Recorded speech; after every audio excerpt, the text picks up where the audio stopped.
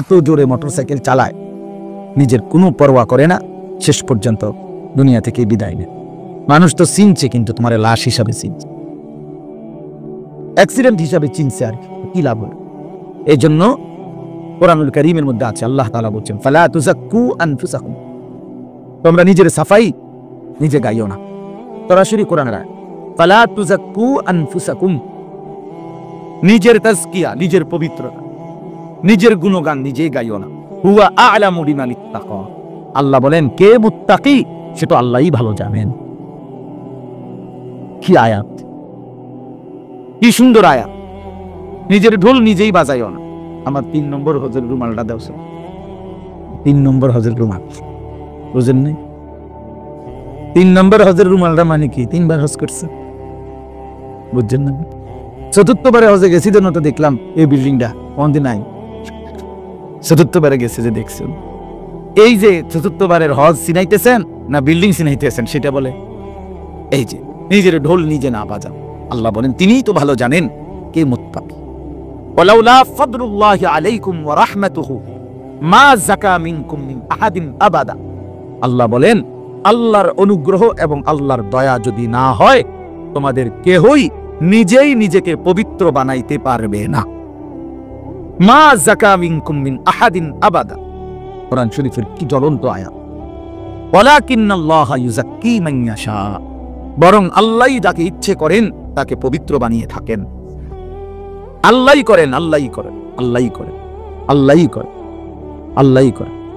আজকে যেমন গায়ে মানে না আপনি মোরল, এটা বাংলা ভাষার একটা প্রবাদ, অর্থাৎ গ্রামবাসী মানে না ওনারে সর্দার, তো উনি নিজে নিজেই কয় আমি সর্দার। আমাদের এই সাদ দিল্লির এই ভণ্ড এখন কিছু অনুসারী দালাল, কিছু সন্ত্রাসী, কিছু গুন্ডা সারা পৃথিবীময় নিয়োগ দিছে, নিয়োগ দিয়ে বলছে সবাই মিল্লা যাইটা আমারে কইবে আমি বিশ্ব, আমি বিশ্ব। আগে শুনতাম দেওয়ানবাজি বলতো বিশ্ব আশেকে রসুল সম্মেলন, ও বিশ্ব অলি খাজা বাবা ফরিদপুরি, বিশ্ব জাকের মঞ্জিল, এরকম ছিল। এখন ওই বিশ্ব আমির, তাইলে কেউ মানে না ওনারে, উনি বিশ্ব আমির। 2-4 জন ফাও ফটকা নিয়ে এখন লক্ষ লক্ষ ওলামায়ে কেরামের বিরোধিতা করে, সারা পৃথিবীর আলেমদের বিরোধিতা করে, নিজেকে নিজে কিছু ভণ্ড অনুসারী দিয়ে সিদ্ধান্ত নিচ্ছে নিজেকে বিশ্ব আমির, গায়ের জোরে এটারে প্রতিষ্ঠিত করবেই। একদিন দেখবে আর তিনি ইউনিয়ন আমিরও নাই, বিশ্ব আমির তো দূরে থাক। এই অচিরেই ফাসাউফা তারা ইদিন কাশাফাল গুবারু আফারাসুন তাহতা রিজলিকা আম হিমাল, আরবি ভাষার এটা একটা গুরুত্বপূর্ণ প্রবাদ, খুব সুন্দর বাক্য। এটা আপনারাও শুনেন, বুঝবেন মজার কথা। মানে যুদ্ধের ময়দানে এক কোণা দিয়ে যুদ্ধ চলাকালীন সৈন্যরা দেখতেছে ওই কোণা দিয়ে খুব বালু উঠতেছে, মানে খুব বালু। সবাই এই পাশ থেকে মন্তব্য করতেছে যে মেইন খেলাটা হেনে উঠতেছে, পিটাপিটিটা চলতেছে ওইখান দিয়া, যুদ্ধটা মনে কঠিন, যে এই পাশের যিনি যোদ্ধা উনি মনে উড়ে লেগেছে। তাহলে এইভাবে ধোঁয়াও রেখা, বালু রেখা, বুঝেন না? তো কিছুক্ষণ পরে বালু সরে গেছে, বালু মিলে গেছে, আর দেখে গাধার পিঠে বসে একজনে লাফাইতে আছে। ওই গাধার ঠ্যাঙের থেকে যে বালু উঠে, এই দিয়ে বালু, শত্রুরও খবর নাই, দুশ্মনেরও খবর নাই, যুদ্ধেরও কোনো পাত্তা নাই, তাই গাধার পিঠে হালায়। তো এইটারে আরবিতে বলে আর কি, যে অল্প সময়ের ব্যবধানে ধুলির ঝড় যখন সরে যাবে তখনই তুমি দেখতে পাবে পায়ের নিচে কি ঘোড়া নাকি গাধা। এজন্য এই সাদও অল্প কিছুদিন পরেই দেখতে পারবে পায়ের তলে ঘোড়া নাকি গাধা, এটা দেখবে সে। কোনো সন্দেহ, কোনো সন্দেহ। জেনারেল শিক্ষিত মানুষ দিয়া, ইংরেজি শিক্ষিত মানুষ দিয়া কোরআন সুন্নাহর মোকাবেলা করবে, এটা কোশ্চিনকালেও সম্ভব না। উলামায়ে কেরামের মোকাবেলায় দাঁড় করাইছো তুমি ডাক্তার রে, ইঞ্জিনিয়ার রে, তুমি এটা বুঝি কথা, এটা বুঝি সম্ভব, এটা বুঝি হইব? এই জন্য কথা স্পষ্ট স্পষ্ট, প্রত্যেকটা বাতিল, প্রত্যেক গুমরাহ কিছুদিন যন্ত্রণা দেয়, অল্প কিছুদিন যন্ত্রণা দিবে, কিছু মানুষের ক্ষয়ক্ষতি করবে, কিছু আলেম ওলামার জান মাল অথবা বিভিন্ন বিষয়ের উপরে জোর জুলুম করতে পারে, করবে। কিন্তু এ কথা সত্য, এই অল্প সময়ের ব্যবধানে সংখ্যালঘু হিসাবে এ কোনো কুনাকানিতে পড়ে। আমার শায়েখ আল্লামা মুফতি মুশতাকুর নবী কাসেমি হুজুর যেমন খুব সুন্দর একটা কথা বলছে। হুজুর বলছে 1:30-এ জোহরের জামাত, তো 1:30-এর জামাতে যারা শরিক হয়েছে মনে করেন তারাই তো জামাতে নামাজ পড়ছে, ঠিক না? এখন 1:45-এ আইসা বা 2টার দিকে আইসা কেউ যদি বারিন্দায় জামাত করে অথবা উঠানে বাহিরে জামাত করে আরেকটা, তো তাইলে তো একথা তো প্রমাণ যে তারা 1:30টার মেন যে জামাত জোহরের এরা জামাত পাইছে, না পাওয়াতেই তারা এই ভিন্ন আলগা কিছু একটা করছে, কিন্তু মেন জামাত হয়েছে কখন? 1:30টায়। তো হুজুর এই জন্য বলে বিশ্ব ইজতেমা তো 31শে জানুয়ারি, 1 ফেব্রুয়ারি, 2 ফেব্রুয়ারি, বিশ্ব ইজতেমা তো একবারই হয়, একবারই হবে, এইবারও একবারই হবে। এরপরে যদি কেউ জামাত না পায় তো পরে হয়তো 2-4 জন কোথাও একত্র হইতে পারে, সেটা হলো জামাত না পাওয়ার কারণে। কথা বুঝছেন? ওরা জামাত ছুটে গেছে, হ্যাঁ গো, এরা 1:30টার জামাত পায় নাই, এই জন্য এরা 31শে জানুয়ারি বিশ্ব ইজতেমা যদি না পায় তো পরবর্তী তুমি 7 তারিখ করো আর 14 তারিখ করো, তোমার ইজতেমার খবর নেই কি? আর তোমার এটা ইজতেমা হয় কেন? তোমার এটা ইজতেমা হয় কেন? এই জন্য এটা মনে রাখা উচিত। এই নিচেকে গায়ের জোরে প্রতিষ্ঠিত করা এটা অন্যায়, এটা অন্যায়, এটা অন্যায়। কোনো দরকার নেই, কোনো প্রয়োজন নেই। ইজ্জত সম্মান সেটা আল্লাহ তাআলার পক্ষ থেকে, আল্লাহ তাআলার পক্ষ থেকে। কোরআনুল কারীমের মধ্যে আছে, আল্লাহ তাআলা বলছেন ইন্নাল্লাযীনা আমানু ওয়া আমিলুস সালিহাত সায়াজআলু লাহুমুর রাহমানু উদ্দা। আল্লাহ তাআলা বলে নিশ্চয়ই যারা ঈমানওয়ালা এবং আমলওয়ালা, আল্লাহই তাদের জন্য সৃষ্টি জীবের মধ্যে, আল্লাহর মাখলুকাতের মধ্যে আল্লাহ নিজেই ভালোবাসা তৈরি করে দেন। আল্লাহই বানায় দেয়, আল্লাহই তার সৃষ্টির কানে কানে এই আওয়াজ পৌঁছায় দেয়, আমার এই বান্দাকে আমি ভালোবাসি, তোমরাও ভালোবাসো, তোমরাও ভালোবাসো। এটা আল্লাহই পৌঁছায়। হাদিসে আছে সরাসরি আল্লাহ যখন তার কোনো বান্দাকে ভালোবাসে, খোদার কসম আল্লাহ তখন জিবরাইলকে ডাক দেয়, ডাক দিয়ে বলে জিবরাইল ইন্নী আহবাবতু ফুলানান, আমি অমুককে ভালোবাসি, বা আহিব্বা, তুমিও তাকে ভালোবাসো। জিবরাইল বলে আহবাবতু ইয়া রাব্বি, আয় রব, আমিও তাকে ভালোবাসলাম। এবার জিবরাইল 7 আসমানের ফেরেশতাদেরকে ডেকে বলে তাকে আল্লাহ ভালোবাসে, তাকে জিবরাইল আমি ভালোবাসি, তোমরা 7 আসমানের ফেরেশতাও ভালোবাসো। ক্বালু আহবাবনা, ফেরেশতারাও বলে হে জিবরাইল, তোমাকে সাক্ষী রেখে বললাম যাকে আল্লাহ ভালোবাসে, যাকে তুমি ভালোবাসো, তাকে আমরাও ভালোবাসলাম। সুম্মা তুনজালুল মাহাব্বাতু ফিল আরদ, অতঃপর সেই ভালোবাসা, সেই ঘোষণা জমিনের মধ্যে নিয়ে নামানো হয়, জমিনে নাজিল করা হয় ভালোবাসার সেই ঘোষণা। এবার জমিনের সমস্ত সৃষ্টির কানে কানে আল্লাহর কুদরতে ফেরেশতারা পৌঁছিয়ে দেয় যে এরে আল্লাহ ভালোবাসে, এরে জিবরাইল ভালোবাসে, এরে 7 আসমানের ফেরেশতারা ভালোবাসে, তোমরা জমিনের সমস্ত মাখলুকাতও তাকে ভালোবাসো। তখন গোটা কায়নাতও তাকে ভালোবাসে। এই আয়াতের তাফসীর আছে সূরা মারইয়াম, সূরা মারইয়ামের লাস্টে এই আয়াত আছে। ওই আয়াতের মধ্যে কথা আছে যাকে আল্লাহ ভালোবাসে তাকে জিবরাইলও ভালোবাসে, তাকে আসমানের ফেরেশতারাও ভালোবাসে, তাকে জমিনের সমস্ত সৃষ্টিও ভালোবাসে। এখানে গাত জোরে যাইত্যা সাফাইয়া কোনো দরকার নেই। ভালোবাসা বলে কাকে? আরবিতে মহব্বত, এই শব্দ, এটা শব্দের নাম না, সরাসরি যে কোনো কিতাবে আছে। মহব্বত কাকে বলে? মহব্বতের সংজ্ঞাটা কি? সরাসরি সংজ্ঞা হলো মাইলানুল কলবে ইলা শাই লিকামালিন ফিহি, কোন জিনিসের প্রতি অন্তর ঝুঁকে যাওয়া, ওর মধ্যে কোনো যোগ্যতা, কোনো কামালিয়াত, কোনো বৈশিষ্ট্য থাকার কারণে, কোনো বৈশিষ্ট্য থাকার কারণে তারও প্রতি অন্তর কি হয়ে যাওয়া? ঝুঁকে যাওয়া। মাইলানুল কলব, এটা জবানের বিষয় না, দিলের বিষয়, এটা দিলের বিষয়। দিল থেকেই মহব্বত ট্রান্সফার হয়, দিল থেকেই মহব্বত সরবরাহ। এই জন্য প্রিয় ভাই আমার, বন্ধু আমার, আমরা প্রত্যেকেই এটা মনে রাখা, এই কথাটাই আমি বলতেছিলাম যে পরিচিতি অপরিচিতি এটা কোনো বিষয় না। সারা পৃথিবী জানলেই আমি দ্বীনের কাজ করছি, সারা পৃথিবী না জানলেই আমি কিছু করি নাই, বিষয়টা এমন না। বরং আসমানওয়ালা জাররা জাররা, বিন্দু বিন্দু, সেকেন্ড সেকেন্ড, পলক পলক, মুহূর্ত মুহূর্ত তিনি দেখেন। আমাদের ভালোটাও আল্লাহ দেখেন, আমাদের মন্দটাও আল্লাহ দেখেন কিনা বলেন? দেখেন। আল্লাহকে ফাঁকি দেওয়ার, আল্লাহ পাককে আড়াল করবার কোনো সুযোগ বান্দার কি আছে? নাই। কোরআন শরীফে স্পষ্ট আছে, আল্লাহ তাআলা নবীজিকে লক্ষ্য করে বলছে আল্লাযী ইয়ারাকা হিনা তাকুম, বন্ধু আপনি যখন নামাজে দাঁড়ান, মালিক নিজে বলে, দোস্ত আপনি যখন নামাজে দাঁড়ান আমি সরাসরি আমার কুদরতি চোখে আপনাকে দেখতে থাকি, আপনাকে আমি দেখতে থাকি, আমি তাকিয়েই থাকি আপনার। ও তাকাল্লুবাকা ফিস সাজিদিন, আপনি যখন আমার বান্দাদের সাথে রুকু সেজদা করেন, জামাতে নামাজ পড়েন, আপনার প্রতিটা উঠা বসা নড়াচড়া, আপনার রুকু, আপনার সেজদা, আপনার আত্তাহিয়াতু, আপনার সমস্ত হালাত আল্লাহ সরাসরি দেখতে না। আমি আপনার রুকুর দিকেও তাকায় থাকি, সেজদার দিকেও তাকায় থাকি, আমি আল্লাহ আপনার পুরা নামাজের দিকে তাকায় থাকি। এই জন্য আল্লাহ রাসূল সাল্লাল্লাহু আলাইহি সাল্লাম বলছেন, বান্দা নামাজের মধ্যে যখন শুরু করে নামাজ শেষ হওয়া পর্যন্ত খোদার কসম নবী বলেন রব্বে করিম ওই বান্দার দিকে তাকাইয়াই থাকে, তাকাইয়াই থাকে। শুধু কেবল বান্দা যখন যেখানে নজর, নামাজে যখন যেখানে চোখের দৃষ্টি থাকার কথা, ওইখান থেকে যদি বান্দা নিজে চোখ সরাইয়া ফেলে আল্লাহ তাআলা তার নজর সরাইয়া ফেলে।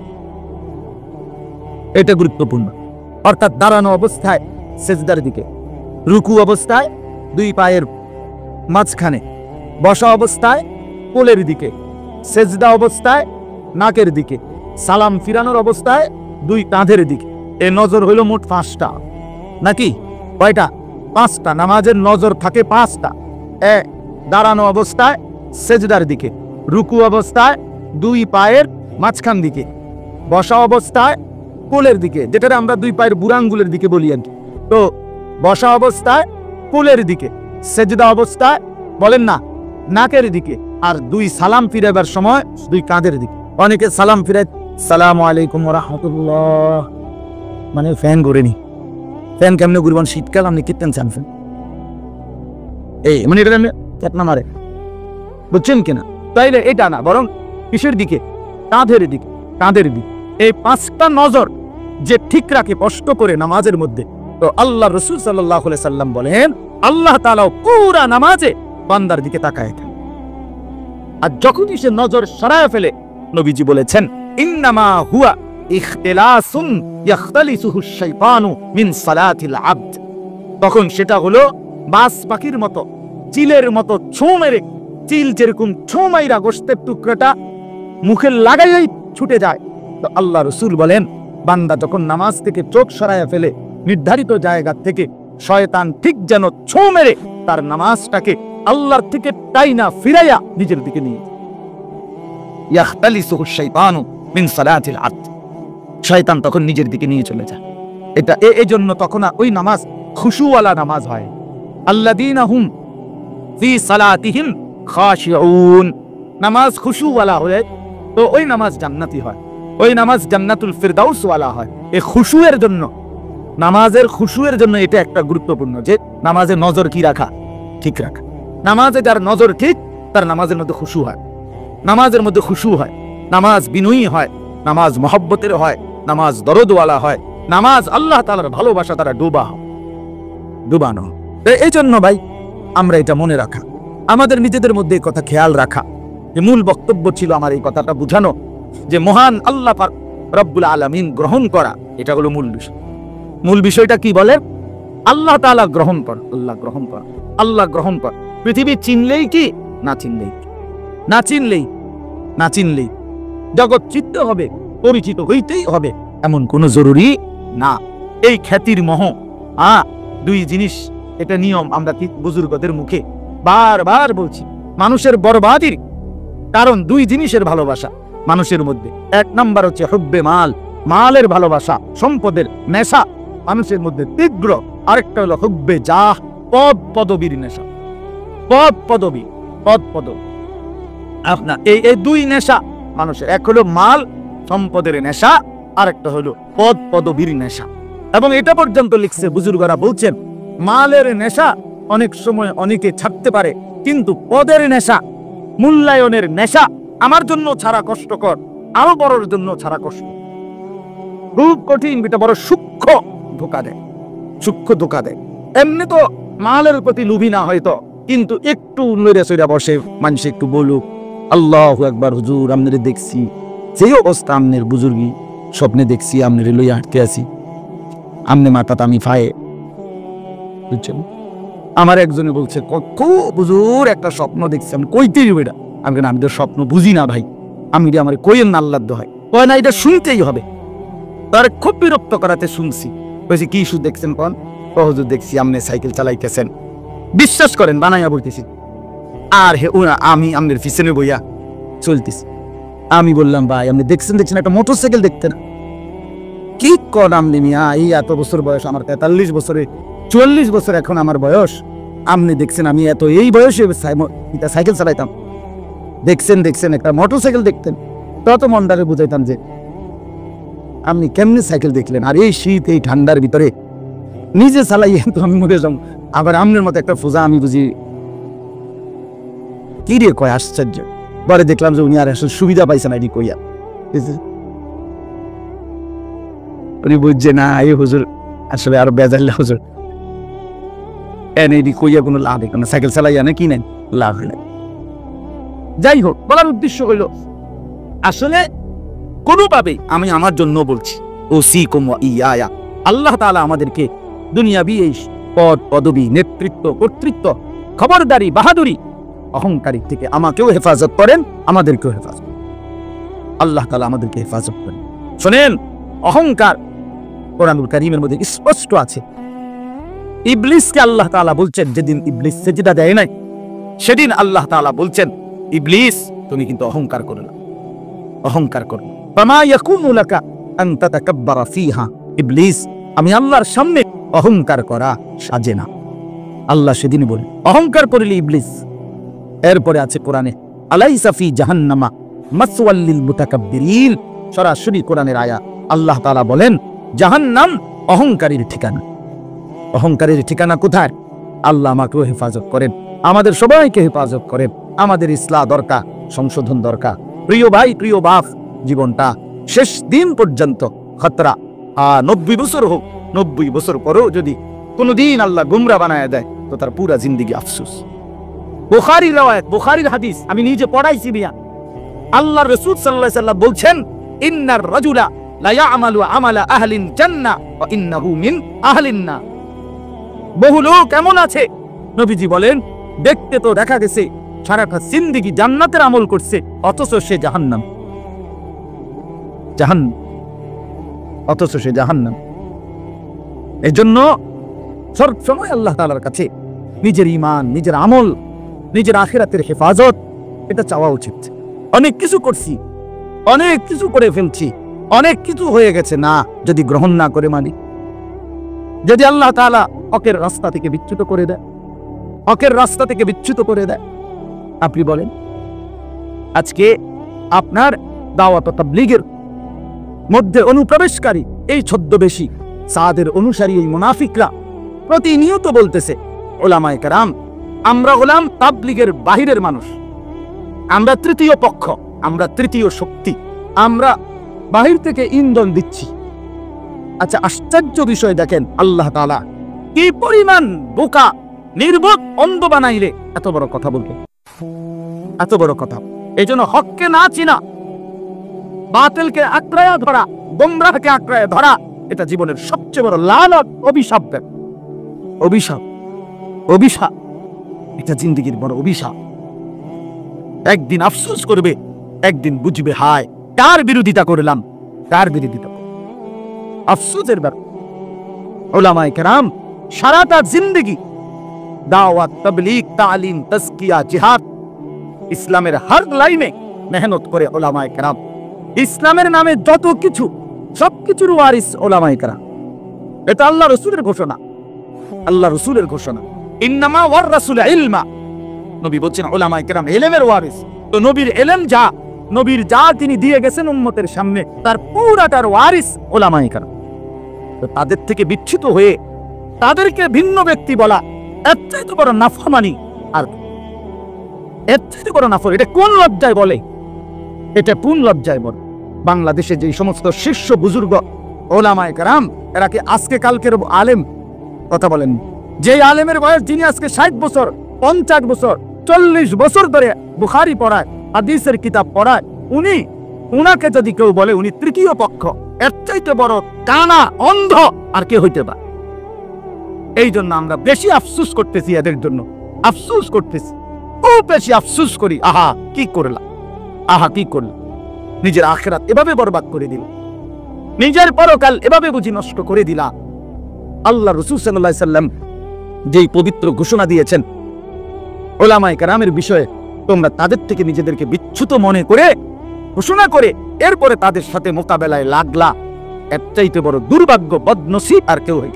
আমি কিতাবে নিজে পড়ছি, বুজুর্গানে দিন বলছে উলামায়ে কেরামের রক্ত বিষের মতো, বিষের মতো, অর্থাৎ বিষ যেরকম ধ্বংস করে দেয়, উলামায়ে কেরামের পবিত্র রক্ত যে ঝরায়, আল্লাহর কসম সে তার গোষ্ঠী শুদ্ধা ধ্বংস হয়ে যাবে, হয় নির্বংশ হয়ে যাবে, নির্বংশ হয়ে যাবে। ইন্না শানিআকা হুয়াল আবতার, আবতার। আল্লাহ কোরআনে ওয়াদা দিয়েছে, বন্ধু আজকে রাসূল আপনাকে যে বেঈমানরা তিরস্কার করে, আমি আল্লাহ ওয়াদা দিলাম আপনাকে মন্দ বলে যেগুলো, এরা আবতার, এরা বংশহীন, নির্বংশ হয়ে যায়। এই জন্য আজকে রাসূলুল্লাহর বিরোধিতাকারী ওদের কারো বংশের কেউরে বলে একটা তাবিজের জন্য একটা অনুমান দরকার। আবু জেহেলের বংশের কোন লোকের যদি একটা কিছু পাওয়া যাইতো, তাহলে এটা দিয়ে তাবিজটা ভালো হইতো, এর মতো খুঁজে পাইতো না। নাই, এদের নির্বংশ, এদের নাম বন্ধ। পৃথিবীর কোন মুনাফিকের কোন ষড়যন্ত্র